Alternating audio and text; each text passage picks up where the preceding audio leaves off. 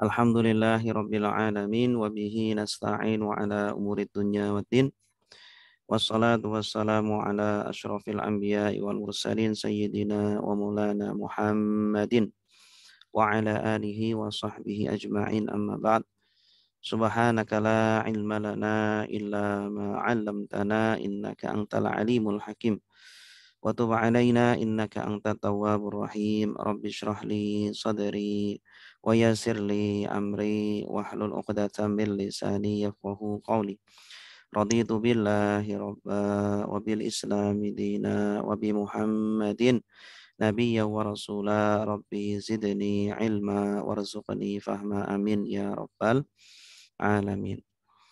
Allahumma inna nas'aluka ilman nafi'a wa rizqan halalan tayyiba wa amalan mutaqabbala. Allahumma inna nas'aluka fahman nabiyyin wa hifdzal mursalin wa ilhamal malaikatil muqarrabin. Allahumma faqihna fid din wa 'allimna at-ta'wil. Amin ya rabbal alamin. Bapak Ibu yang dimuliakan Allah, alhamdulillah pada pagi hari ini kita bisa sama-sama berjumpa bertatap muka dalam rangka untuk thalabul ilmi.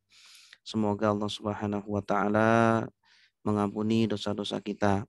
Semoga Allah Subhanahu wa taala memberikan kita ilmu yang bermanfaat, memudahkan jalan kita ke surganya. Amin ya rabbal alamin. Alhamdulillah Bapak Ibu yang dimuliakan Allah, pagi ini insya Allah kita akan melanjutkan pembahasan kita tentang fikih puasa. Kalau pada pembahasan lalu kita sudah membahas tentang definisi puasa, baik secara bahasa dan secara istilah, ya. Kemudian pensyariatan puasa, sejarah awal, ya, kewajiban berpuasa, ya. Sebelum ada puasa Ramadan, ya, ada puasa yang wajib. Kemudian setelahnya kita juga sudah membahas tentang keutamaan-keutamaan, ya, dari puasa, ya, manfaat dan hikmah dari puasa. Nah, pada hari ini insya Allah pada pertemuan yang ke-19 ini insya Allah kita akan membahas tentang fikih puasa lanjutan, ya, fikih puasa yang kedua. Karena sebentar lagi kita akan menyambut bulan Ramadan, mari kita sambut bulan Ramadan ini dengan ilmu agar ibadah Ramadan yang kita lakukan benar-benar kita lakukan dengan kualitas. Yang pertama yang akan kita sampaikan adalah tentang 4 hukum puasa, ya. Jadi puasa ini dilihat dari hukumnya ada 4 macam puasa. Ada puasa yang wajib, ada puasa yang sunnah, ada puasa yang makruh, ada puasa yang haram. Jadi kalau ditanya, ya, Bapak, Ibu, apa hukumnya puasa, ya, maka sebagai seseorang, ya, yang berakademisi, ya, harus memperinci dulu, ya, yang dimaksud puasa apa dulu, apakah puasa Ramadan, apakah puasa Senin Kemis, apakah puasa, ya, apa. Nah, maka harus diperinci dulu. Karena ketika kita ingin menghukumi sesuatu, ya, maka seorang mufti atau seorang ulama harus mengetahui secara detail, ya, objek yang akan diberikan hukum. Nah, yang pertama adalah puasa wajib, ya, artinya kalau ditinggalkan berdosa, kalau dikerjakan mendapat pahala. Yang pertama adalah puasa Ramadan. Ini sudah menjadi kesepakatan para ulama bahwa puasa Ramadan adalah wajib. Puasa Ramadan adalah rukun, ya, salah satu dari 5 rukun Islam. Yang kedua adalah puasa qadha, ya, yaitu puasa mengganti, ya, dikarenakan kita tidak sempat atau kita tidak melakukan puasa wajib. Seperti wanita yang haid, ya, ketika bulan Ramadan sehingga tidak bisa berpuasa, maka dia harus mengqadha atau mengganti, ya, puasa tersebut setelah bulan Ramadan. Hukumnya adalah wajib, gitu. Kemudian yang ketiga adalah puasa nazar, yaitu puasa yang dijanjikan, ya. Nazar itu berjanji, seandainya hajatnya terpenuhi, keinginannya terpenuhi, maka dia akan melakukan sebuah ibadah. Nah, ternyata yang dinazarkan adalah puasa seumpama. Ya, seumpama saya mengatakan kalau saya ya lulus maka saya akan berpuasa 3 hari seumpama. Maka hukum puasanya menjadi wajib karena dia telah menazarkannya, mewajibkan atas dirinya. Kemudian yang keempat adalah puasa kafaroh. Puasa kafaroh ini sebagai denda atau sebagai hukuman ya terhadap orang yang melakukan sesuatu. Seumpama dia di siang bulan Ramadan ternyata sengaja menggauli istrinya. Nah, maka ada hukuman yaitu berupa berpuasa 2 bulan secara berturut-turut gitu ya. Baik, itulah puasa wajib. Kemudian selanjutnya ada puasa sunnah. Puasa sunnah diantaranya adalah puasa Dawud, ya puasanya Nabi Dawud, ya. Dan ini adalah sebaik-baiknya puasa setelah puasa Ramadan, ya. Puasa yang paling dicintai oleh Allah adalah puasanya Nabi Dawud. Sehari berpuasa, sehari berbuka, dan terus menerus seperti itu, selang-seling.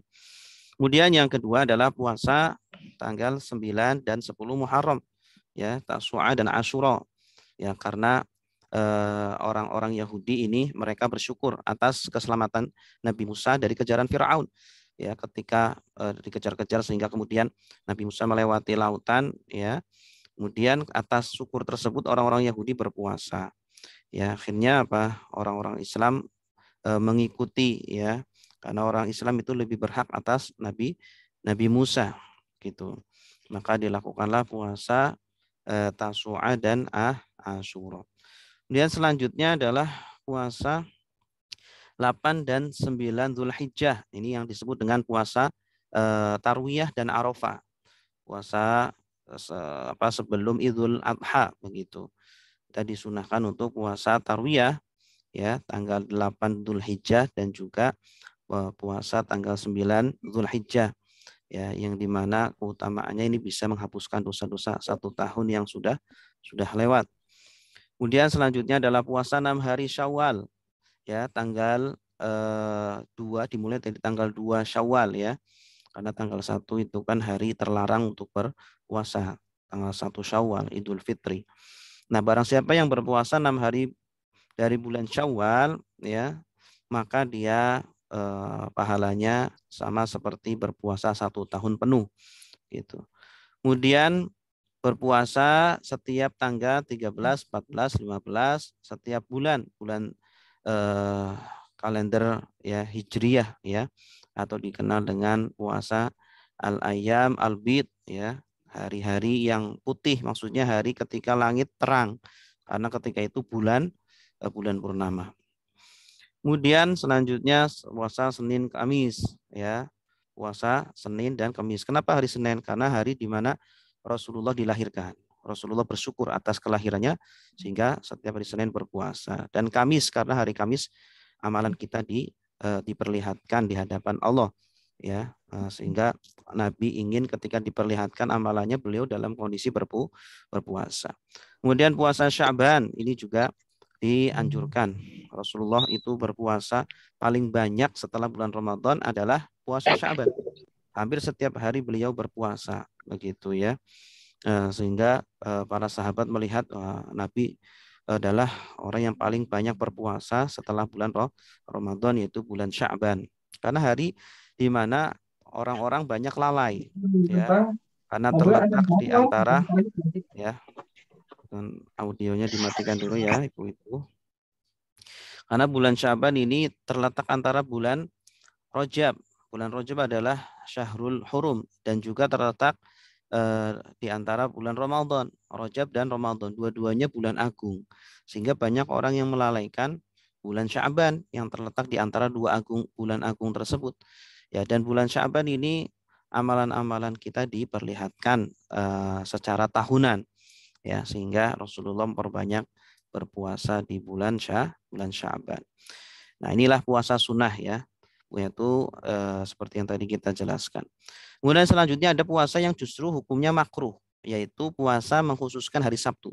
Khusus hari Sabtu dia berpuasa. Ini hukumnya makruh karena menyamai seperti orang ya Yahudi ya, ibadahnya orang Yahudi ini hari Sabtu. Kemudian atau mengkhususkan hari Ahad. Hari Ahad ini orang-orang Nasrani ya. Kecuali kalau dia seumpama memiliki kebiasaan puasa Daud. Kebetulan jatuh pada hari Sabtu atau hari Ahad, maka itu diperbolehkan. Kemudian puasa 10 Muharram saja. Nah, ini juga makruh hukumnya. Kalau bisa, kalau puasa Asyura dia juga puasa Tasu'a gitu.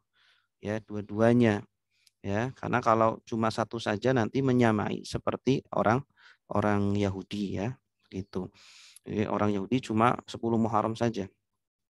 Kemudian puasanya orang musafir. Orang musafir justru malah kalau dia berat untuk melakukan, dianjurkan malah jangan berpuasa karena takut malah menyakiti dirinya. Tetapi kalau dia sanggup, maka berpuasa lebih baik begitu ya. Wa antasumu khairul lakum in kuntum ta'lamun ya. Terutama ketika kita mudik. Ya, kalau kita masih muda, masih kuat untuk berpuasa di perjalanan, berpuasa saja itu lebih baik. Karena puasa di bulan Ramadan pahalanya jauh lebih besar daripada di luar bulan Ramadan gitu ya. Kemudian puasa Arafah buat yang haji. Nah, ini justru makruh bagi para jemaah haji ya, yang disunahkan justru untuk orang yang tidak berhaji. Ya, karena mereka dalam kondisi repot, dalam kondisi payah ya. Ketika berpuasa ditakutkan malah memberatkan. Makanya hukumnya malah makruh. Kemudian puasa bagi yang hamil atau menyusui ya, ini bagi yang tidak kuat. Kalau dia berpuasa malah menyusahkan ya, air susunya malah tidak keluar, maka lebih baik jangan berpuasa, justru malah berbuka saja begitu. Tapi kalau sanggup ya, maka tidak makruh, silakan dia berpuasa. Kemudian orang yang sakit juga sama. Orang yang sakit kemudian dia sanggup berpuasa, silakan berpuasa. Tapi kalau ternyata berat, maka justru malah hukumnya makruh. Jadi Islam itu sangat memudahkan ya kepada kita. Jangan terlalu malah memberatkan sehingga menjadikan orang lari dari Islam.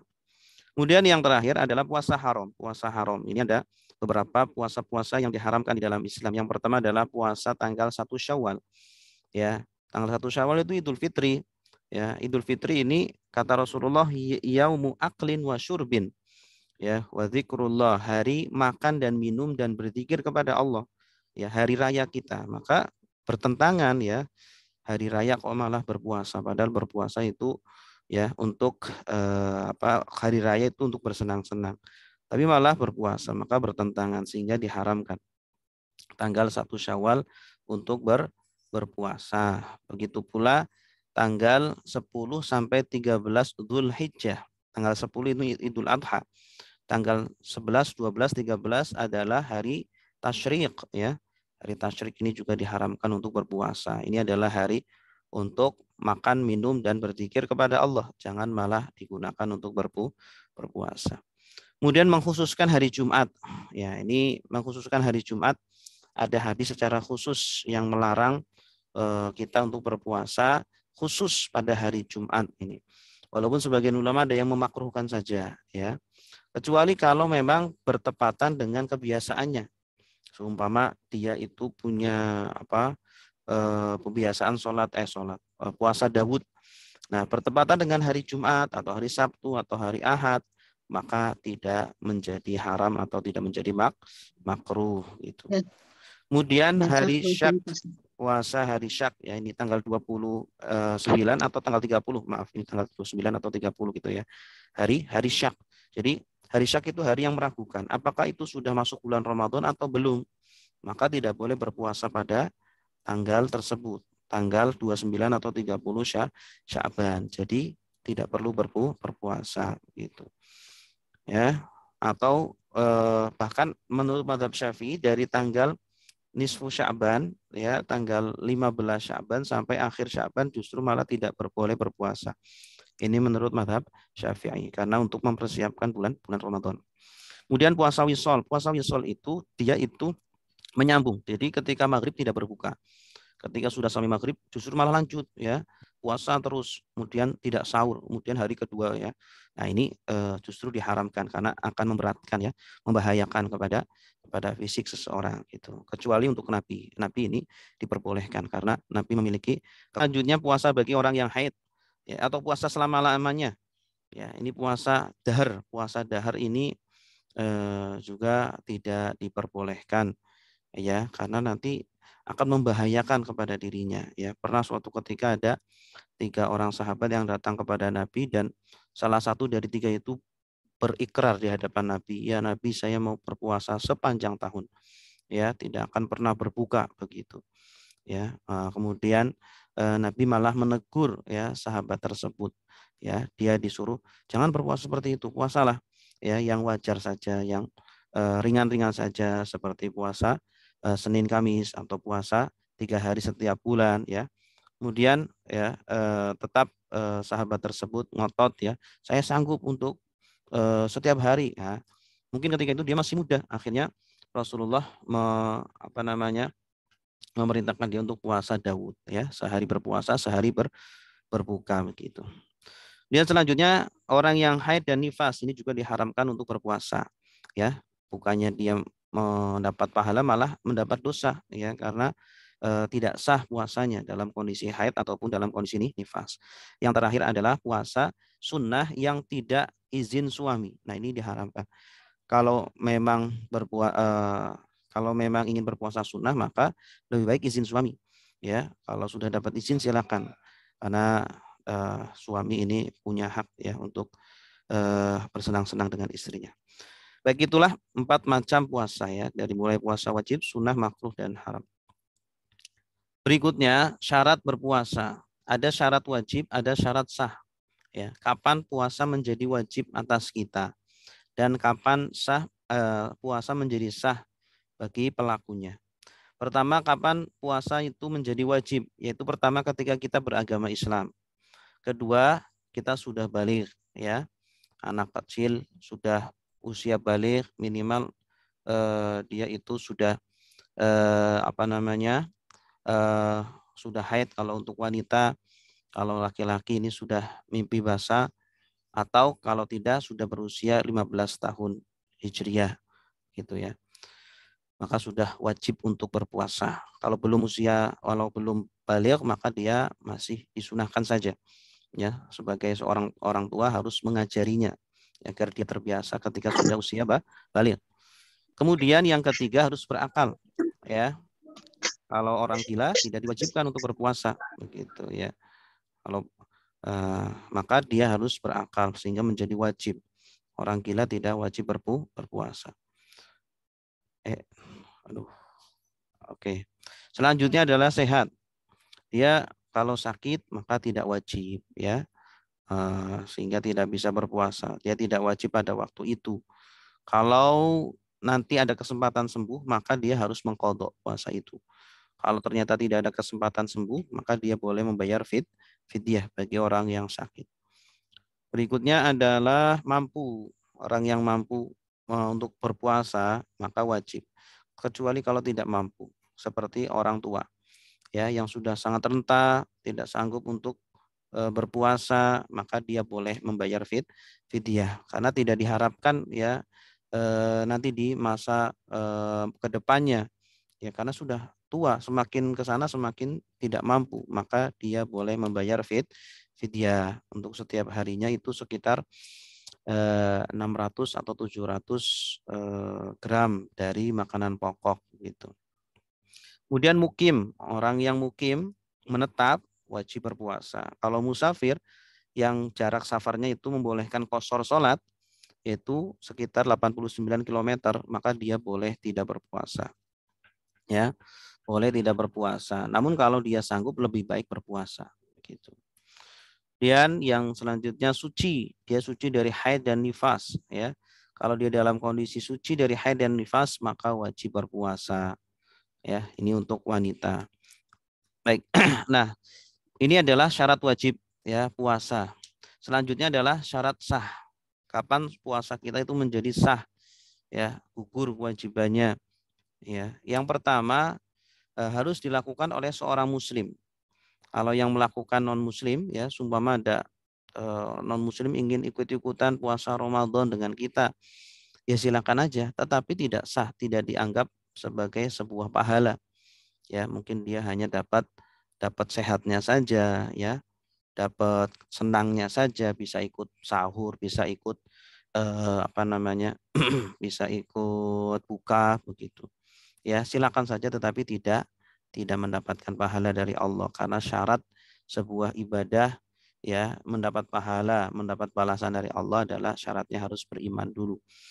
Yang kedua berakal, ya. Orang yang gila ini tidak sah puasanya gitu. Karena syarat ibadah diantaranya puasa ini adalah harus dilakukan oleh orang yang berakal. Yang ketiga suci dari haid, nifas, ya. Orang yang haid, orang yang nifas, ya kalau dia ngotot untuk berpuasa tidak sah puasanya, ya tidak sah puasanya. Kemudian yang keempat bukan di hari yang haram, ya bukan dilakukan pada hari yang haram berpuasa seperti hari Idul Fitri, Idul Adha, hari Tasyrik gitu ya. Nah, inilah syarat sah dan syarat wajibnya puasa. Berikutnya rukun puasa. Rukun puasa cuma ada dua, ya. Agar ibadah puasa kita itu sah, rukunnya cuma ada dua. Yang pertama adalah niat, ya. Dan niat ini dilakukan dihadirkan di dalam hati, ya, dan dilakukan pada malam hari, ya, dari mulai maghrib sampai subuh, ya, sampai subuh. Kenapa tidak dilakukan pada awal pertama ibadah berpuasa, yaitu ketika subuh? Karena sulit, ya. Berbeda dengan sholat. Kalau sholat itu bisa dilakukan ketika takbiratul ihram. Ketika haji juga niat itu dilakukan ketika ihram, ya. Tapi kalau berpuasa terkadang orang sedang tidur, ya, sehingga kalau dia tertidur tidak sempat sahur sehingga tidak sempat niat, ya, tidak mendapati awal waktu subuh gitu.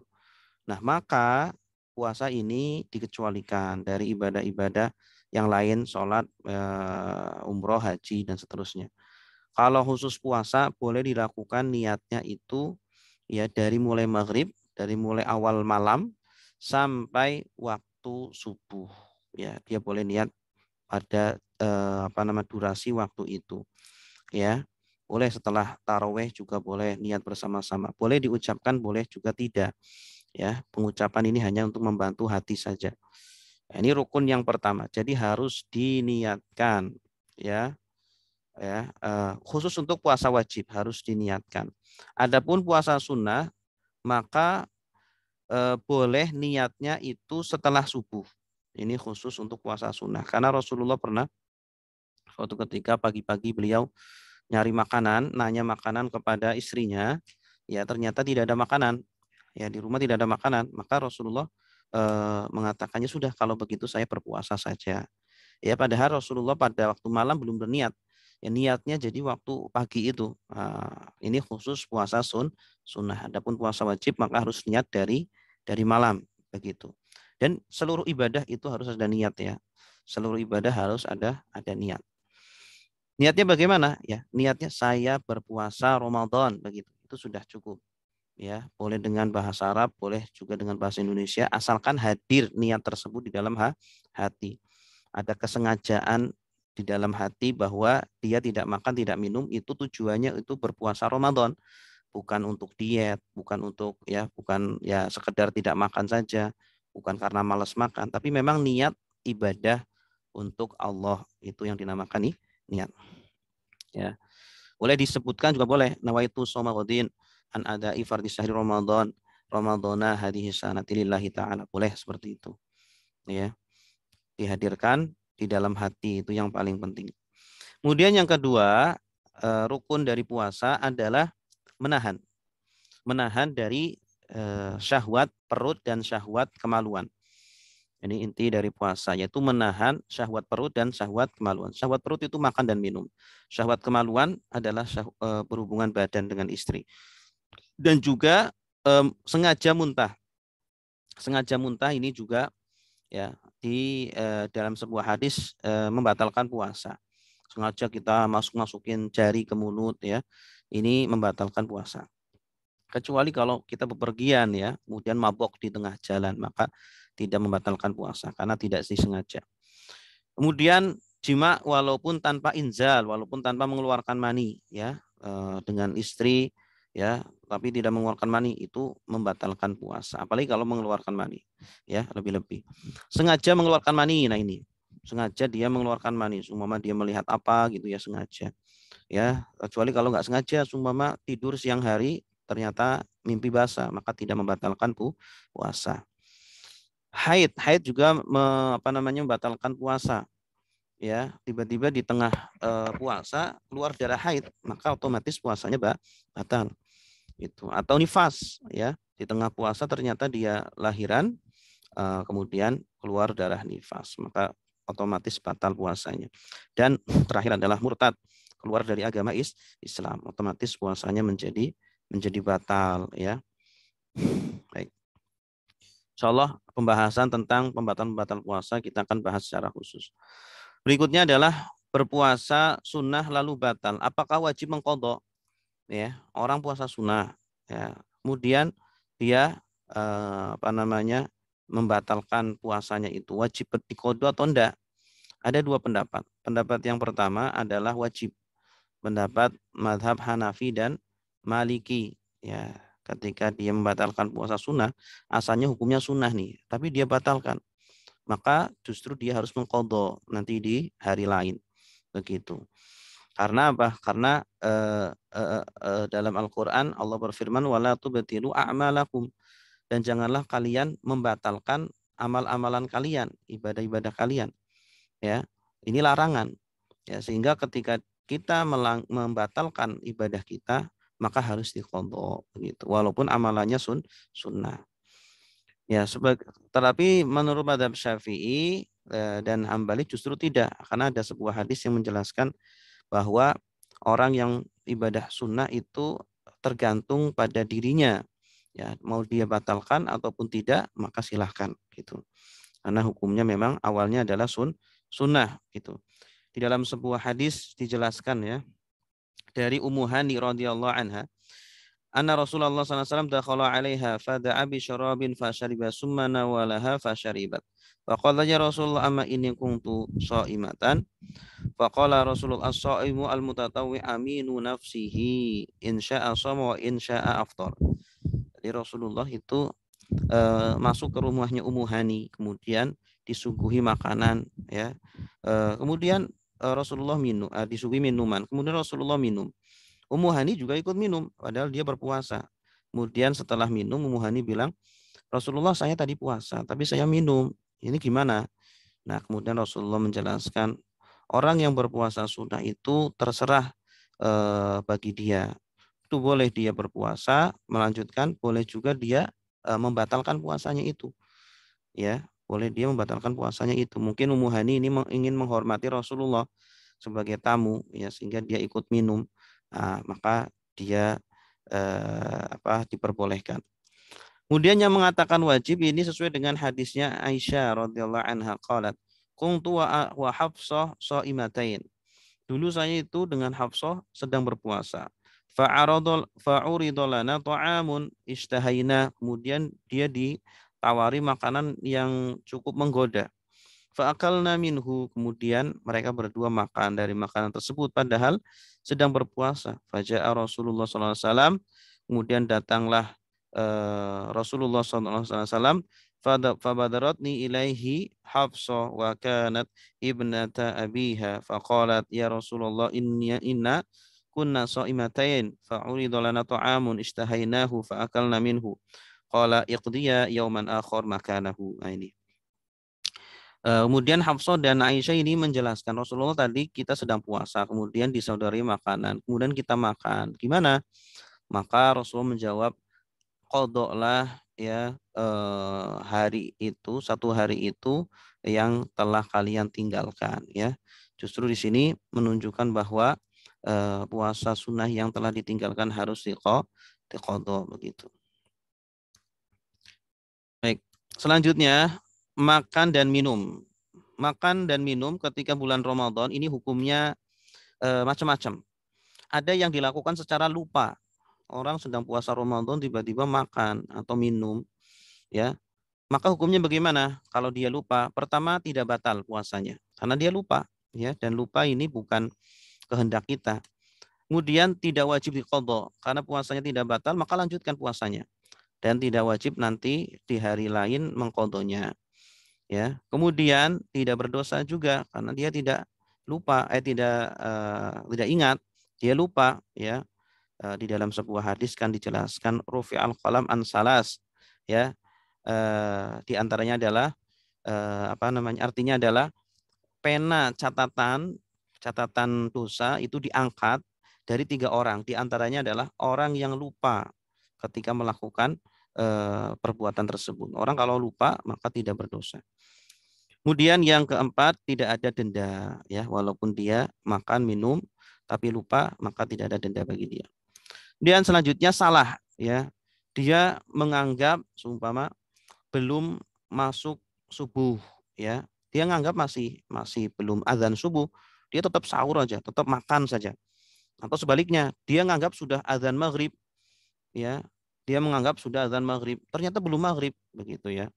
Ya, ternyata belum maghrib, ya, sehingga dia makan. Maka hukum puasanya gimana? Batal. Kok batal? Karena dia itu tidak hati-hati, ya. Harusnya ketika dia sahur harus melihat jam, ya. Nah, makanya ada istilahnya imsak 10 menit sebelum azan subuh. Itu agar berhati-hati begitu. Walaupun boleh makan ketika itu, ya, tetapi harus kalau bisa stop karena berhati-hati sehingga tidak kebentur dengan azan subuh. Nah, maka orang yang salah, ya, keliru makan, harusnya sudah berhenti atau harusnya belum berbuka tapi dia sudah berbuka, maka hukum puasanya adalah batal, ya. Dan dia harus mengqadha nanti di lain hari, ya, tapi tidak berdosa, ya. Kemudian tidak ada denda, ya. Dan dia harus menjaga dari makan dan minum sampai berbuka seperti orang sedang berpuasa, seperti orang yang sedang berpuasa. Kemudian ada orang yang berbuka puasa dengan sengaja karena uzur. Ya, seumpama dia di tengah siang bulan Ramadan, dia nggak kuat berpuasa, ya. Kalau dilanjutkan bisa meninggal, bisa berbahaya pada jiwanya. Maka dia boleh makan, ya, dia boleh berbuka dan batal lah puasanya karena sengaja itu, ya. Tapi dia harus mengqadha nanti di kemudian hari, ya, dia harus mengqadha mengganti yang dibatalkan itu dan tidak berdosa. Kenapa? Karena uzur, ya, terdesak, dia harus berbuka, harus makan, harus minum. Kemudian tidak ada denda. Yang terakhir adalah sengaja berbuka tapi tanpa uzur. Sengaja, ya, dia padahal kuat, dia tidak sakit, tidak ada uzur apa-apa, ya, bukan musafir juga. Dia sengaja berbuka, maka puasanya pertama batal, kedua harus mengqadha, dan dia berdosa karena dia sengaja, ya, seperti mempermainkan agama. Kemudian yang terakhir dia juga harus membayar denda, ya, harus membayar kafaroh, harus memberi makan orang miskin tadi sekitar 700 gram beras. Baik, puasa kafaroh. Nah, ini bagi orang yang sengaja di siang bulan Ramadan ternyata menggauli istrinya, ya, di siang bulan Ramadan masih berpuasa ini antara subuh sampai maghrib, dia ternyata sengaja menggauli istrinya, ya, maka puasanya menjadi batal, ya, dan dia harus membayar kafaroh. Kafarohnya apa? Ini salah satu dari 3. Pertama, harus memerdekakan budak. Kalau tidak ada atau tidak sanggup, ya, kalau tidak ada atau tidak sanggup, maka boleh berpuasa 2 bulan berturut-turut. Ya, harus, bukan boleh, ya, harus berpuasa 2 bulan berturut-turut. Padahal dia gara-gara melanggar 1 hari saja, ya, maka hukumannya adalah berpuasa 2 bulan berturut-turut setelah bulan Ramadan. Kalau tidak sanggup, mungkin karena sudah tua, ya, atau sakit, maka dia boleh atau wajib, ya, wajib memberi makan 60 orang miskin. 60 orang miskin. Setiap satu orang miskin itu harus dikasih satu mud. Satu mud tadi sekitar 600 sampai 700 gram makanan pokok. Begitu, ya. Dan dia tidak boleh berpindah ke nomor 3 ini kecuali kalau yang sebelumnya itu sudah tidak mampu, begitu. Kalau dia mampu berpuasa 2 bulan berturut-turut maka harus berpuasa. Gitu. Ketentuannya, pertama dia melakukan dengan sengaja, ya. Ketika dia menggauli istrinya memang sengaja, ya, sengaja, tidak ada unsur lupa. Kecuali kalau dia lupa, ya. dia menggauli istrinya lupa, ternyata ini kita sedang puasa, ternyata kita sedang di bulan Ramadan gitu ya. Maka tidak mengapa ya kalau lupa. Nah, tapi kalau sengaja ya dia melakukannya, maka ini membatalkan puasa. Atau salah, maksudnya salah gimana? Dia sengaja melakukannya tapi apa namanya salah gitu, salah sumpama dia mengira itu masih malam padahal sudah masuk subuh. Nah, ini juga sama, nanti mendapatkan kafaroh seperti ini ya. Dia mengira masih masih belum adzan subuh, malah dia melakukannya padahal sudah adzan subuh, maka dia tetap mendapatkan kafaroh ini. Yang kedua, dilakukan di siang. Maksudnya siang di sini itu dari mulai subuh ya. Subuh sampai maghrib. Itu yang dimaksud siang. Ya, sedang berpuasa. Maka harus. Nah, yang ketiga, hanya di bulan Ramadan. Ya, artinya apa? Dia melakukannya di bulan Ramadan. Kalau dia melakukannya di luar bulan Ramadan, semua puasa sunnah atau puasa apa nazar, dia melakukan ini, maka tidak ada kafarohnya. Ya, cukup membayar qadha, cukup melakukan qadha. Yang keempat, khusus hanya suami yang kena denda ini, kalau istri tidak begitu. Dispensasi. Nah, ini ada keringanan bagi sebagian orang untuk tidak berpuasa. Faman kana minkum maridhan aw ala safarin fa'iddatun min ayyamin ukhar wa 'alal ladzina yutiqunahu fidyatun ta'amu miskin. Siapa di antaramu sakit atau bepergian, boleh dia berpuasa dan gantilah di hari lain. Siapa yang tidak mampu, boleh tidak puasa dan bayarlah fidyah, memberi makan orang miskin, 1 mud beratnya, ya. Nah, ini ada 3 kriteria orang. Yang pertama orang yang sakit, ya, di mana sakitnya ini akan semakin parah kalau dia berpuasa atau tertunda pulihnya kalau dia berpuasa. Ya, maka dia boleh tidak berpuasa. Tetapi dia harus mengqadha ya atau membayar fidyah kalau tidak ada kemungkinan atau tidak ada harapan sembuh. Kemudian yang kedua, bepergian. Orang yang safar, musafir, boleh tidak berpuasa. Tetapi syaratnya harus safar yang mubah, bukan safar maksiat. Ya, jadi perjalanannya perjalanan yang halal, ya, bukan perjalanan yang tujuannya untuk bermaksiat atau melakukan dosa. Dan syaratnya perjalanannya ini jaraknya adalah 89 km minimal. 89 km minimalnya. Kemudian tidak mampu, orang yang tidak mampu, maka dia boleh tidak berpuasa.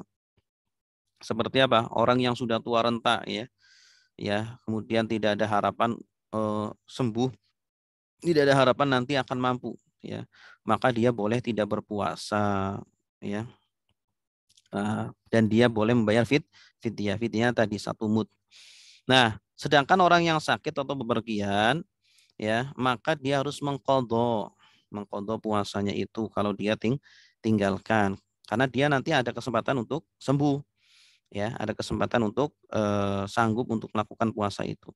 Ini kecuali kalau orang yang hamil atau menyusui, ibu yang hamil atau menyusui, apakah qadha atau membayar fidyah, ya, yang harus dia lakukan. Nah, ini ada perbedaan ulama. Sebagian ada yang mengatakan kalau wanita yang hamil atau menyusui itu wajib qadha. Ada yang mengatakan wajibnya adalah fidyah. Ada yang mengatakan dua-duanya. Gitu. Selanjutnya adalah puasa qadha dan puasa sunnah Syawal. Mana yang harus didahulukan? Ya, puasa qadha dan puasa Syawal. Boleh nggak mendahulukan yang Syawal dulu daripada puasa qadha? Ya, menurut madhab Hanafiyah boleh mendahulukan puasa Syawal dulu sebelum qadha. Ya, karena qadha itu sifatnya tarohi. Tarohi itu boleh diakhirkan. Ya, boleh diakhirkan. Yang kedua, boleh tapi makruh. Ya, mendahulukan puasa Syawal kemudian setelah itu baru qadha. Karena apa? Karena qadha itu wajib, maka afdolnya didahulukan. Ini menurut madhab Malikiyah dan Syafi'iyah. Kemudian yang tengah-tengah ini madhab Hambali. Ya, menurut beliau tidak boleh mendahulukan Syawal daripada qadha. Harus qadha dulu baru Syawal. Kenapa? Karena barang siapa yang puasa sunnah sedangkan dia memiliki hutang Ramadan maka tidak diterima puasanya sampai dia mengqadha. Ini menurut madhab Hambali. Berikutnya, suci haid di siang bulan Ramadan. Apa yang harus dia lakukan? Menurut madhab Syafi'iyah dan Hanabilah, maka dia harus menahan. Ya, dia suci haid ketika siang bulan Ramadan. Apakah boleh makan? Ya, atau dia harus menahan, tidak makan, tidak minum? Ya, menurut madhab Syafi'iyah tetap harus menahan, menghormati orang yang berpuasa, begitu. Walaupun dia tidak dihitung berpuasa, tapi dia harus menghormati. Menurut mazhab Malikiyah tidak harus menahan, Malikiyah dan Hanabilah tidak harus menahan. Sebagian Hanabilah ya, tidak harus menahan. Kenapa? Karena dia kan tidak berpuasa sebenarnya, maka boleh makan dan minum. Tapi seyogianya jangan makan dan minum di hadapan orang yang berpuasa.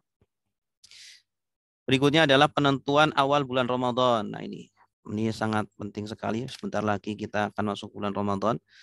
Bagaimana sih cara menentukan satu Ramadan, begitu ya? Cara menentukan satu bulan Ramadan. Ini terdapat perbedaan ulama ya. Yang kemungkinan tahun ini pun akan terjadi perbedaan itu. Kenapa kok bisa terjadi? Ya, kenapa para ulama bisa berbeda dalam menentukan awal bulan Ramadan? Ya, pemerintah tanggal sekian, kemudian Muhammadiyah tanggal sekian. Kenapa berbeda? Karena perbedaan dalam memahami hadis. Ya, dalam memahami hadis. Hadisnya sama tapi beda pemahaman. Hadisnya apa? Sumu li ru'yatihi wa aftiru li ru'yatihi. Ya. Berpuasalah kalian dengan melihat bulan karena sebab melihat bulan awal bulan itu ya, bulan sabit atau hilal. Wa aftiru li ru'yatihi dan berbukalah, berlebaranlah karena melihat bulan ya, ketika melihat bulan awal bulan. Jadi awal bulan itu dimulai dengan awal penanggalan dimulai dengan melihat awal bulan, bulan muncul, bulan sabit ya. Hadis riwayat Bukhari dan Muslim. Bila tidak terlihat, nah ini gimana kalau bulan tidak terlihat? Menurut sebagian ulama maka genapkan 30 hari. Jadi kalau tanggal 29 jadi ru'yat hilal ya, ini dilaksanakan pada tanggal 29 ya, tanggal 29 karena biasanya biasanya dilakukan tanggal 29 Sya'ban atau 29 Ramadan untuk menentukan awal Ramadan atau awal Syawal. Kalau ternyata tidak terlihat, maka menurut sebagian ulama fa in ghumma 'alaikum fa akmilu al-iddata salasin. Bila tidak nampak olehmu, maka sempurnakanlah hitungan Sya'ban 30 hari. Begitu, 30 hari. Nah, tapi menurut sebagian ulama yaitu diantaranya kalangan Muhammadiyah, bukan disempurnakan fa in ghumma 'alaikum faqduru lahu ya. Bila tidak nampak bulan hilal sabit, maka kadarkanlah. Kadarkanlah itu maksudnya apa? Kadar ya, kadarkanlah. Maksudnya adalah hitunglah, hisablah ya, dihitung sesuai dengan perhitungan. Kalau sudah bulan itu secara perhitungan itu sudah muncul sebenarnya, tetapi tidak nampak ya, maka dianggap bulan sudah mulai. Ini menurut sebagian ulama yang menggunakan hisab ya. Jadi kalau tidak nampak, tetapi sebenarnya bulan itu sudah muncul, sudah di atas ufuk ya, sudah di atas ufuk. Artinya sebenarnya dia itu sudah muncul, tetapi tidak terlihat ya, sudah di atas garis. Nanti dalam menentukan bulan itu sudah muncul, sudah ada atau belum itu kalau dia berada di atas ya 0 derajat ya, di atas 0 derajat. Jadi dia baik pada 1 derajat atau 2 derajat, maka dianggap dia sudah muncul ya. Kalau di bawah 0 derajat berarti dikatakan belum muncul, maka belum dimulai awal bulan gitu. Makanya di sini ada perbedaan ulama. Menurut sebagian ulama, makna dari faqduru lahu adalah genapkan 30 hari. Sedangkan ulama yang lain mengatakan maksudnya gunakanlah ilmu hisab begitu. Nah, ini bagaimana ketika terjadi perselisihan ulama, haruskah ya terikat ya atau berbeda-beda seluruh dunia, apakah harus satu suara, satu pendapat atau boleh berbeda-beda? Ya, ini terjadi perselisihan para ulama. Sebagian ulama mengatakan harus satu, wahdatul matali', menurut mazhab Hanafi dan Hambali. Seluruh dunia harus satu berpuasanya, mulainya bareng begitu.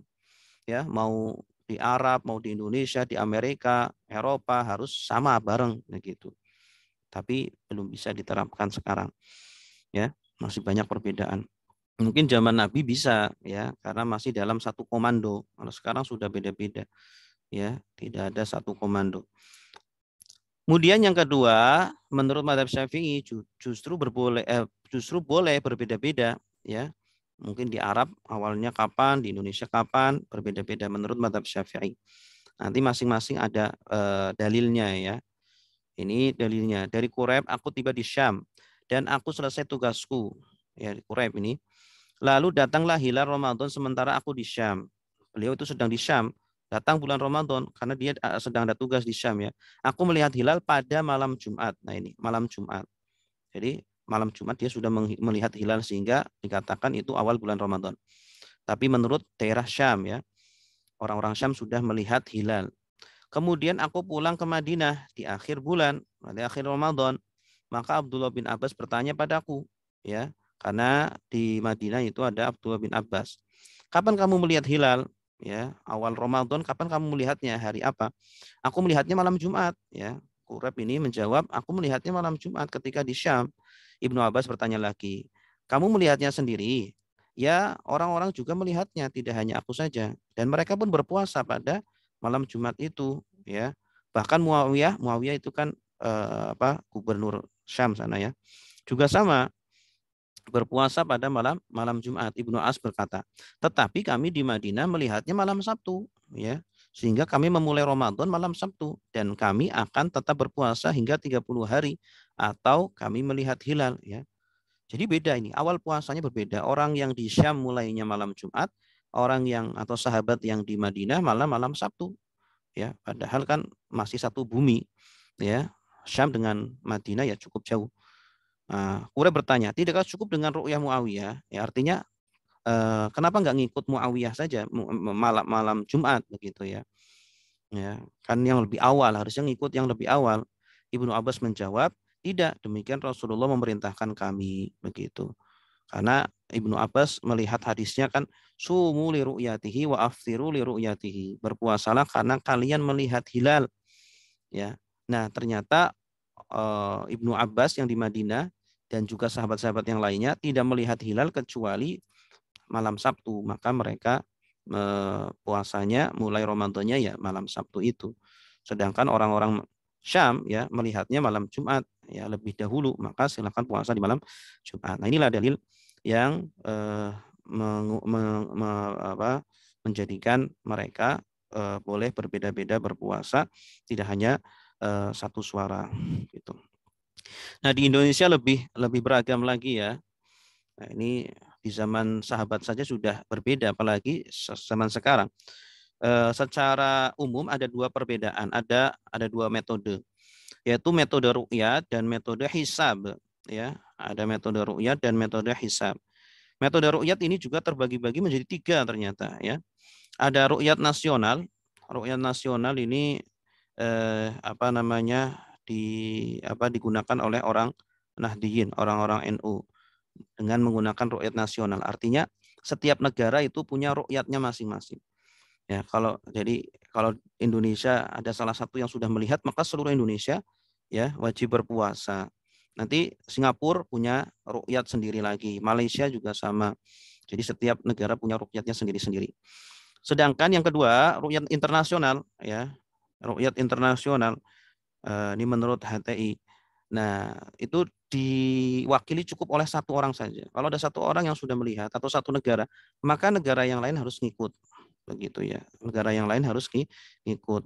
Jadi tadi bertentangan dengan hadis tadi. Kalau hadis tadi kan bilang ya Ibnu Abbas justru malah berpuasa berbeda dengan Muawiyah.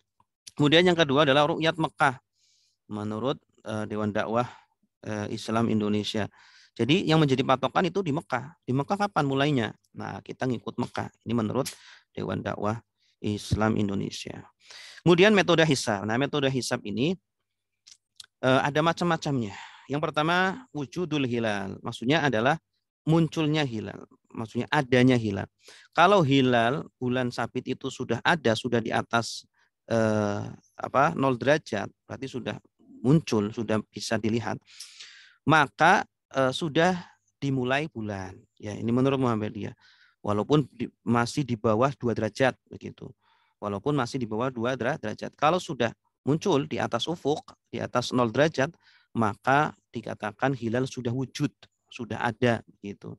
Sehingga bulan boleh penanggalan boleh dimulai.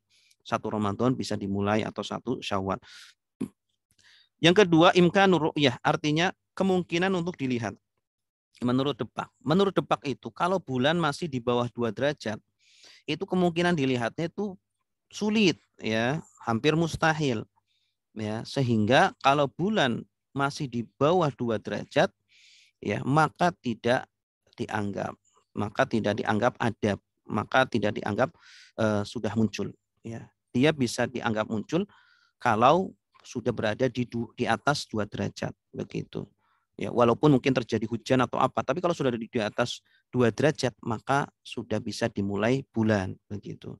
Ya, sudah dimulai bulan. Ini yang dipegang oleh Departemen Agama atau Kemenak ya.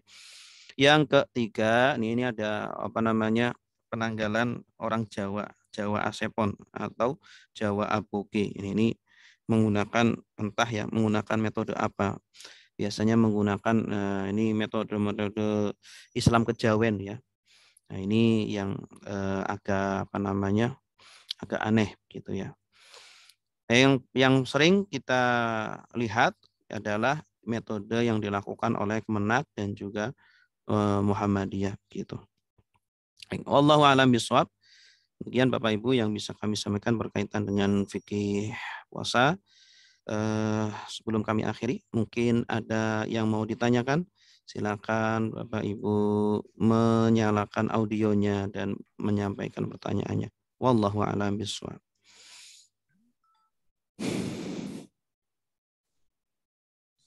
Assalamualaikum Pak Ustadz, mau tanya. Ya, silakan Pak Amri. Waalaikumsalam. Yang pertama, sunnah puasa Pak Ustadz. Masih jadi keraguan atau pernah dengar juga, itu di Zulhijjah 1-7-nya tidak termasuk Pak Ustadz. Masuk. 1-7-nya termasuk disunahkan karena ada perintah secara umum dari Nabi ya bahwa ibadah yang paling afdol adalah ibadah yang dilakukan antara tanggal 1 sampai 10 Zulhijjah. Ya, dan di situ Rasulullah sampai 9 maksudnya Pak. Iya sampai 9, maaf. Maka puasa yang sangat afdol yaitu ketika tanggal 1 sampai 9 Dzulhijjah, boleh silakan. Cuma tidak secara khusus dalilnya. Dalilnya masih umum begitu. Gitu. Ya, ada lagi Pak? Silakan. Bisa lanjut Pak Ustadz. Satu lagi masalah ru'yah dan hisab itu Pak Ustadz. Tadi kalau melihat ya ini pemikiran saya secara awam aja. Kalau melihat dari hadisnya kan melihat bulan dulu ada atau tidak. Nah kalau ru'yat itu kan kalau tidak lihat bulan genapkan 30. Dan hisab kalau tidak lihat juga dihitung. Nah pertanyaan saya kalau tidak salah Muhammadiyah itu jauh-jauh hari udah mengeluarkan tanggal 1 Ramadan gitu. Iya. Bukan melihat hilal dulu gitu. Iya. Gimana?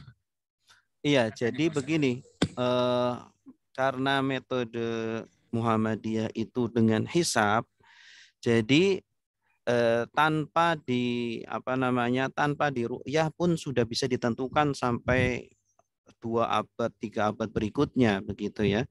Kenapa? Karena bisa dihitung ya dengan ilmu falak, perhitungan itu ya bisa ditentukan posisi bulan itu nanti pada tahun sekian itu ada di mana. Itu bisa dihitung begitu. Posisi bulan itu di mana. Sehingga kalau bulan itu sudah berada di atas 0 derajat, berarti sudah bisa dimulai bulan. Itu pegangan Muhammadiyah. Tapi kalau masih di bawah 0 derajat, maka belum dimulai bulan begitu. Ya, jadi sebenarnya dia tidak perlu melihat hilal lagi. Iya, tidak perlu melihat hilal lagi. Tidak perlu mengkaitkan dengan apa tadi ya, Pak. Ya. Karena apa? Karena mereka berpegang, menurut mereka itu, kenapa kok Nabi menyuruh untuk melihat? Karena ketika itu para sahabat itu tidak bisa menghitung, tidak bisa menulis, membaca, berhitung apalagi gitu. Sehingga ya metodenya sederhana, udah ngelihat aja. Kalau nggak lihat ya udah berarti belum. Kalau lihat ya berarti sudah. Nah sekarang sudah canggih, sudah bisa menghitung sehingga bisa ditentukan seperti itu. Itu Pak. Sedangkan ulama yang berbeda mengatakan ya enggak, ya Nabi dari awal sudah bilang melihat, ya sudah ya, melihat begitu. Tidak ada ada alasan seperti itu begitu. Gitu Pak. Ya, ada lagi silakan.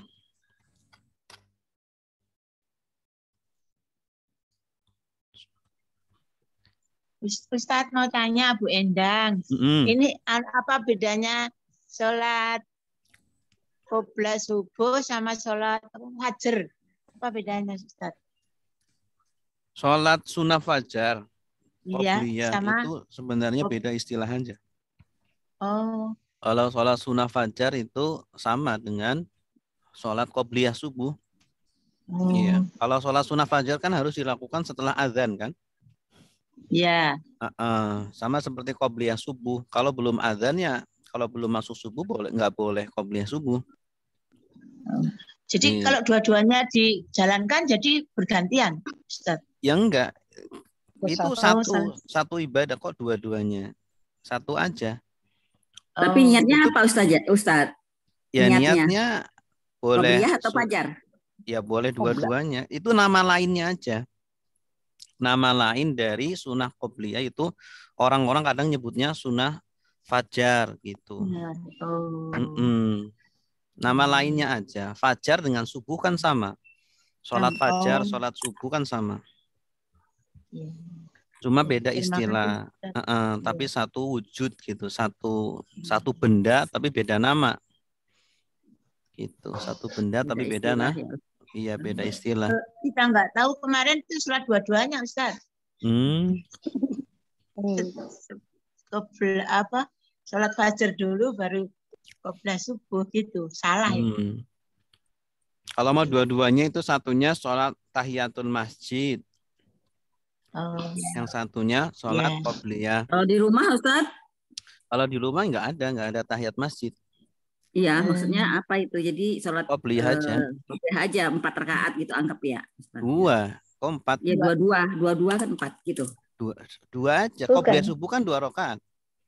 Enggak, tadi itu Ibu tadi kan dia 2 kali katanya fajar sama subuh. Salah. Kalau 2 kali salah. 2 kali qobliyah salah. cuma 2 ya Ustaz ya. Iya. Qobliyah subuh kan cuma 2. Kecuali qobliyah zuhur ada 4. Iya. Terus Ustaz mau tanya Ustaz, kalau kita puasa kan enggak, orang tua kan bisa dikodok kalau batal ya Ustaz ya. Tapi kalau taraweh bagaimana Ustaz? Pengennya taraweh tapi karena sakit atau apa nggak bisa, bagaimana caranya Ustaz? Diganti dengan ibadah yang lain aja. Karena sholat sunnah kan. Sholat sunnah tidak harus dikodok. Jadi kalau seumpama tidak bisa tarawih, ganti dengan ibadah yang lain yang sanggup. Ya. Contohnya Ustaz? Contohnya ya ibadah yang lain banyak. Dia sanggupnya apa? Zikir, baca Quran, sedekah, wakaf. Banyak ibadah yang lain selain sholat tarawih. Gitu. Tapi kalau misalnya dipaksakan 2 rakaat aja bisa ya Ustaz, witir 1 boleh, jadi 3. Boleh. Boleh. Boleh. Sholat tarawih itu enggak ada batasannya. Jadi Nabi tidak pernah membatas-batasi. Mau 11, mau 23, terserah. Ya, yang penting sholat. Kenapa kok sama di Indonesia? Kenapa kok ada yang 11, ada yang 23? Kok apa namanya? Karena untuk mendisiplinkan. Jadi para ulama ini kebanyakan mengambil pendapat antara 23 dengan 11 sehingga sama rata gitu. Kalau diserahkan ke kaum muslimin terserah mau 3, mau 5, mau 9, nah nanti jadi berantakan. Nggak rapi jadinya.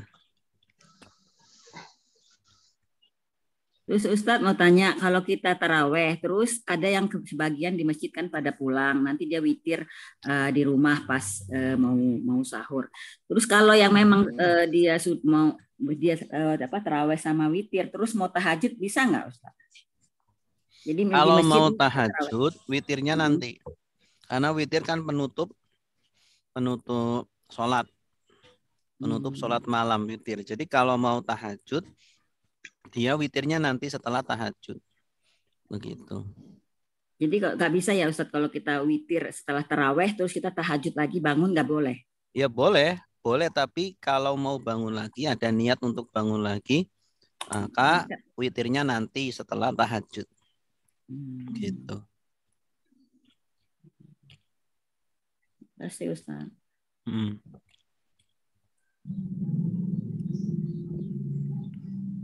Tapi Pak Ustadz, kalau seperti biasa, saya sholat isya, terus witir dulu, bisa? Boleh gitu? Terus nanti tinggal tahajud, boleh? Ya enggak. Tapi tidak kalau dibiasakan nggak boleh.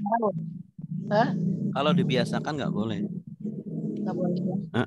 Kalau dibiasakan nggak boleh. Kecuali kalau kita khawatir malamnya nggak bangun, kebablas subuh. Gitu. Terus Ustadz kalau satu lagi Ustadz, kita kan taraweh terus kita nggak witir, rencana mau tahajud dengan witir, ternyata kita nggak bangun, itu bagaimana? Atau kepepet waktunya jadi nggak sholat tahajud, bagaimana witirnya Ustadz? Nggak ditutup dengan witir tarawehnya? Nggak apa-apa, witir kan sunnah. Witir kan sunnah. Jadi kalau kita tidak sempat, mungkin kita sudah niat, insya Allah kita sudah dapat pahalanya.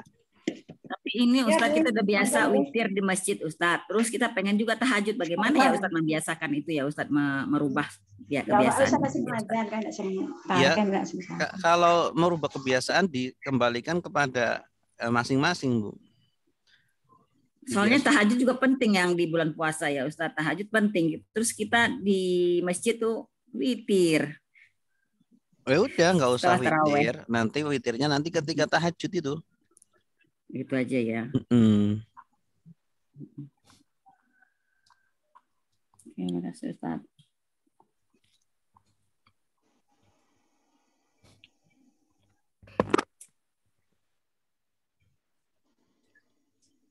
Ustaz mau tanya lagi. Ya, silakan. Salah niat itu kan dimulai di malam ya sampai sebelum subuh.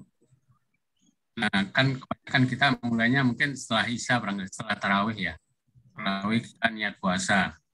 Nah, waktu sahurnya kita perlu lagi niat enggak Pak Ustaz? Nggak perlu. Nggak perlu. Kalau sudah niat sekali, maka tidak perlu diulangi lagi. Itu juga ada yang meniatkan selama sebulan. Apakah itu mazhab Maliki? Mazhab Maliki. Yang meniatkan untuk sebulan itu mazhab Maliki. Maliki. Iya. Untuk jaga-jaga boleh kita niat setiap untuk sebulan, tapi nanti setiap malamnya niat lagi untuk jaga-jaga. Takutnya apa? Kita lupa. Ya, kita lupa kebablasan, nggak niat. Itu nanti apa? Tidak sah puasanya kalau nggak niat. Ustaz, saya mau nanya Pak Ustaz. Iya Bu. Jadi tadi kan dijelaskan yang puasa Senin Kamis, yang Senin itu lebih karena ke hari lahir Rasulullah ya. Jadi Rasulullah itu lahir pada hari Senin, sehingga setiap hari Senin itu puasa. Nah, saya mohon info nih Pak. Nah, ibu saya almarhum itu dulu punya kadang-kadang tuh punya kebiasaan ngajarin kita untuk setiap tanggal lahir kita itu diajari puasa. Punya kita apa Bu? Hari lahir kita, hari lahir misalnya lahir tanggal sekian, misalnya 30 Maret. Nah, setiap kali tanggal 30 Maret itu puasa. Terus kadang-kadang juga kalau bahasa Jawa itu ada weton dulu, Pak. Rebu Wage, Selasa Pon. Nah, kadang-kadang kalau pas Rebu Wage atau Selasa Pon, ibu saya juga membantuin puasa. Itu seperti apa ya Pak Ustadz? Kalau saya lihat tadi jadinya tidak ada rujukannya ya. Tapi kalau menurut Rasulullah itu hari Selasa, hari lahirnya beliau puasa. Itu pertanyaan saya yang pertama. Terus pertanyaan saya yang kedua, kita itu Pak, di umat Islam, terutama di Indonesia, kadang-kadang kalau kita melihat di TV, itu puasa awal sama akhirnya itu sering nggak bareng. Ya kan Pak? Jadi misalnya awal 1 Ramadan, kadang di daerah tertentu ada yang sudah mendahului puasa. Sama-sama Indonesia. Yang daerah barat belum. Atau kadang-kadang di kabupaten tertentu sudah mulai puasa. Sementara secara nasional dari MUI-nya belum. Dari pemerintahnya. Demikian juga di akhir nih Pak. Dan ini sering saya temui dan saya juga pernah kejeblos ke situ. Jadi puasanya itu di hari terakhir pemerintah masih puasa, di sebagian tertentu istilahnya itu organisasi tertentu dia sudah selesai puasa, sudah sholat Id. Kita jadi kebingungan Pak, karena kita kebingungan itu tadi kalau ngeliat tadi penjelasannya kan kalau kita ragu-ragu hari itu tuh masih puasa atau enggak, itu kan malah dilarang tadi. Terus gimana ya ini ya Pak? Sikap kita sebaiknya gimana ya Pak ketika misalnya di lingkungan kita sama di pemerintah itu berbeda baik di awal maupun di akhir. Itu Pak penjelasannya. Sama tadi puasa pada hari lahir, puasa pada hari ya benar hari lahir. Kalau Rasulullah tadi kan Selasa, tapi kita hari lahirnya kita bukan Senin Kamis ya karena udah tahu sunnah. Tapi kadang di hari lahir kita, di weton kita, itu kita puasa sunat. Itu gimana Pak? Iya. Yang pertama tentang puasa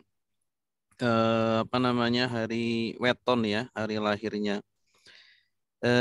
Ini memang terjadi perselisihan ulama ya tentang bagaimana hukum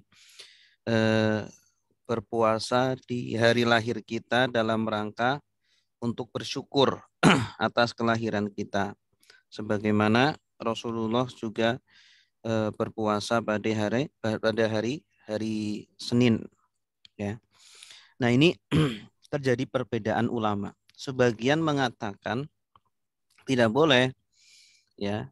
Kenapa? Karena mana ada dalilnya. Ya. Nanti setiap orang pada berpuasa pada hari lahirnya masing-masing gitu. Kemudian yang kedua, ada yang mengatakan boleh. Kenapa? Boleh, karena ada dalilnya. Ya, dalilnya walaupun secara umum dalam sebuah hadis ya, riwayat Al-Bukhari, man shoma yauman fi sabilillah ba'adallahu ta'ala wajhahu anin nar sab'ina kharifan. Barang siapa yang berpuasa sehari karena Allah, maka Allah akan jauhkan wajahnya dari neraka sejauh perjalanan 70 tahun gitu. Nah, di situ Rasulullah secara umum terserah kalian berpuasa hari kapan saja. Ya, yang penting niatkan untuk Allah begitu. Ya, maka Allah akan jauhkan dari neraka ini. Ini dalil orang yang ulama yang membolehkan puasa pada hari weton karena di situ perintahnya umum. Jadi boleh kapan saja. Ya. Seumpama kita anak muda itu kan belum menikah ya, untuk terkadang anak muda itu kan syahwatnya membuncah, sehingga untuk bisa mengekang syahwatnya itu harus berpuasa, maka silakan anak muda itu berpuasa setiap hari seumpama sampai dia mendapatkan jodohnya. Maka itu juga masuk dalam kategori hadis ini, begitu. Entah itu hari Senin atau hari Selasa, Rabu, Kamis, begitu. Silakan setiap hari dia berpuasa dalam rangka untuk menahan syahwatnya, seperti itu. Karena di dalam hadis kan juga dijelaskan, ya ma'syarasy syabab man istata'a minkumul ba'ata falyatazawwaj. Wahai para pemuda, barang siapa di antara kalian yang sudah mampu untuk menikah, maka menikahlah. Ya. Kalau tidak sanggup, maka berpuasalah, karena berpuasa itu sebagai tameng dari syahwat. Ya. Sebagai tameng atau sebagai penghalang dari syahwat itu. Nah, maka dari situ boleh kita berpuasa kapan saja, terutama boleh tiap hari atau boleh pada hari kelahiran kita untuk mensyukuri kelahiran kita. Jadi ada dua pendapat itu, Bu. Ya, ada dua pendapat itu. Kita boleh memilih yang mana saja. Kemudian yang kedua, tentang apa itu? Apa tadi ya? Oh, yang beda puasa, beda lebaran ya? Iya, Pak. Jadi beda di awal, terus sebagian juga beda di akhir. Kita kan sering kejadian untuk melihat di Indonesia fenomenanya demikian. Ya. Ya itu memang pinter-pinternya kita menyikapi perbedaan ya. Di Indonesia memang sering terjadi perbedaan antara pemerintah dengan Muhammadiyah. Biasanya nanti Muhammadiyah lebih dahuluan berpuasa, lebih dahuluan lebaran. Nanti yang ikut pemerintah belakangan, sehari setelahnya itu. Ya, kita di situ dituntut untuk lebih dewasa lagi. Ketika terjadi perbedaan, ya sudah, kita gimana lagi? Kita tidak perlu menyalah-nyalahkan, ya, masing-masing memiliki dalilnya, memiliki ulamanya, seperti itu. Apa Ustaz? Ya, melanjutkan yang tadi perbedaan ini antara Muhammadiyah dengan pemerintah itu kan ada yang 29, kalau Muhammadiyah kan 29. Kalau pemerintah cenderungnya kan 30, Pak Ustaz gitu. Pertanyaannya? Yang benarnya gimana itu, Pak Ustaz? Ya itu, nggak ada yang salah, dua-duanya betul, dua-duanya ada landasannya kan. Sebagaimana Rasul tadi pernah melakukan dua-duanya ya Pak Ustaz, ya? Sebagaimana sudah tadi jelaskan, dalilnya itu sama, cuma beda memahaminya. Beda memahaminya, begitu. Tapi maaf, tapi yang lebih afdolnya kita mengikuti siapa? Apakah kita mengikuti pemerintah atau mengikuti itu tergantung kepada diri kita masing-masing. Pemerintah aja. Ya boleh ikut pemerintah, boleh mengikut. Karena nanti kan pertanggungjawabannya gimana itu? Oh, tapi kedua-duanya boleh ya Ustaz? Iya, kalau ada dalilnya, ada ulamanya, pertanggungjawabannya ya pada ulamanya itu. Kita sebagai orang awam tinggal ngikut. Kalau masalah sholat yang ada 11 sama 23 juga sama. Ada dalilnya juga ya sama. Ustaz dua-duanya. Sama. Terus satu lagi Ustaz. Misalnya kan tadi sholat kita minimal dalam 1 bulan tanggal 13, 14, 15. Nah 13, 14, 15 itu yang dimaksudkan apakah bulan tahun Masehi atau Hijriah ya? Ya, makasih Ustaz. Iya, sama-sama. Ya. Tapi saum, saum nggak bilang mendahului ya, boleh ya? Apa Bu? Saya kan biasa saum. Nah sekarang masih saum. Nah ini kan udah dekat puasa bulan Ramadan. Tapi tidak disangka mendahului kan? Bisa kan ya? Masih saum. Saum apa Bu? Saum Senin Kemis. Tapi kemarin saya Daud gitu, Daud terus. Cuma kalau Daud kan Jumat udah dekat. Jadi boleh nggak Senin sama Kemis sekarang? Ya kalau sudah terbiasa melakukan puasa Senin Kemis atau Daud. Kalau sudah memasuki pertengahan akhir bulan Sya'ban masih dibolehkan. Tapi kalau nggak ada kebiasaan atau tidak punya utang gitu ya. Biasanya Daud. Tapi sekarang mau ngambil Senin Kemis gitu. Karena Daud saya ketemu sama Jumat gitu, tahu terlalu dekat gitu. Kalau Daud ketemu Jumat pun nggak apa-apa. Ya, kalau dia punya kebiasaan Daud. Cuma udah terlalu dekat gitu besoknya. Ya, terima kasih Pak Ustadz. Sama-sama. Ustadz. Ya. Saya ingin bertanya itu masalah puasa ya, yang perbedaan antara Muhammadiyah dan pemerintah. Tadi kan Ustadz bilang ya kita bisa memilih yang mana yang kita ambil. Tapi kalau kita misal ikut pemerintah, nah hari Sabtu misal Muhammadiyah sudah Lebaran ya Ustadz, pemerintah baru hari Minggu. Nah sedangkan hari Sabtunya itu kita itu masih puasa, itu kan kalau itu memang jatuhnya hari tasyrik kan kita haram, Ustaz. Itu gimana? Ya itu Bu, tergantung kita itu mau ikut bis yang mana gitu loh. Kalau kita ikut bis yang A, ya udah A aja. Awalnya A, ya akhirnya A juga. Jangan pindah-pindah. Gitu. Walaupun jadi nggak kena sanksi dengan hari tasyrik itu ya Ustaz? Ya enggak, kan menurut orang lain itu hari tasyrik. Menurut yang dia pakai itu kan bukan hari tasyrik. Iya kan? Iya, bukan hari tasyrik, tapi hari apa? Masih kita saum gitu. Jadi menurut persepsi gunakan kacamata sendiri-sendiri gitu. Kalau menurut kacamata siapa? Kacamata orang, ya kacamata orang Muhammadiyah melihat orang pemerintah itu tuh udah 1 Syawal tuh kok masih puasa, haram tuh. Ya iya menurut kacamata dia.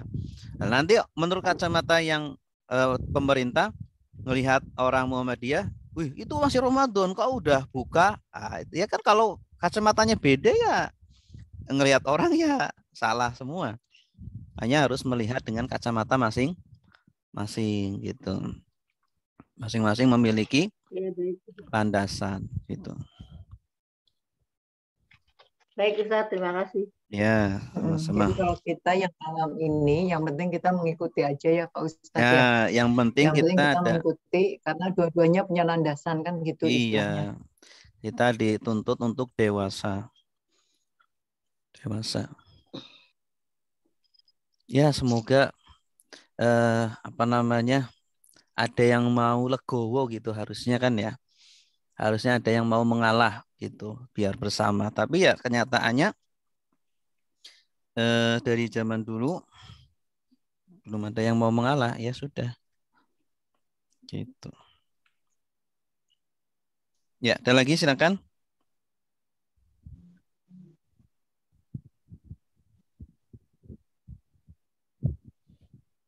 Jadi Pak Ustadz, kalau kita memang niat puasa, istilahnya afdolnya ya Pak Ustadz ya, saya simpulkan, berarti itu niat itu sebaiknya walaupun nanti bisa diulang setiap hari, tapi sebaiknya di awal itu juga ya Pak ya. Iya, itu kayak ban serep gitu. Sebulan kalau ada yang lupa. Yang pertama, terus yang kedua kita harus selalu hati-hati, terutama yang pada waktu imsak itu ya Pak Ustadz ya. Iya betul. Jadi istilahnya ya kalau sudah ibaratnya itu imsak itu kita harus sudah hati-hati, sebisa mungkin semuanya cepat diselesaikan. Azan itu sudah benar-benar nggak boleh, udah harus stop ini apapun gitu ya. Iya. Ya. Iya betul. Iya Pak, makasih. Sama-sama. Ada pertanyaan? Ustadz, satu lagi Ustadz. Ya. Misalnya kita pas azan, kita lagi minum, itu bagaimana Ustadz? Batal nggak Ustadz? Harus dikeluarkan. Oh, jadi azan tuh nggak boleh? Nggak boleh. Nggak boleh ya Ustadz ya? Nggak boleh. Oh, pas di azan. Tapi pas di azan aja ya Ustadz ya? Setelah azan lebih nggak boleh. Iya, maksudnya 5 menit sebelum azan atau 2 menit masih bisa. Sebelum dengar azan masih bisa. Pokoknya kalau belum masuk ya. Yang penting belum masuk. Tapi kalau kita nggak tahu Ustadz, kalau kita nggak tahu tiba-tiba kok udah azan gitu, nah itu tadi kan ada imsak. Ada waktu. Iya, makanya ada waktu imsak itu buat hati-hati.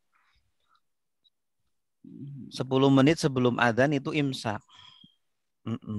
Kalau jauh dari masjid, ya pasang aja alarm di rumah, ya, imsak nanti bunyi gitu ya.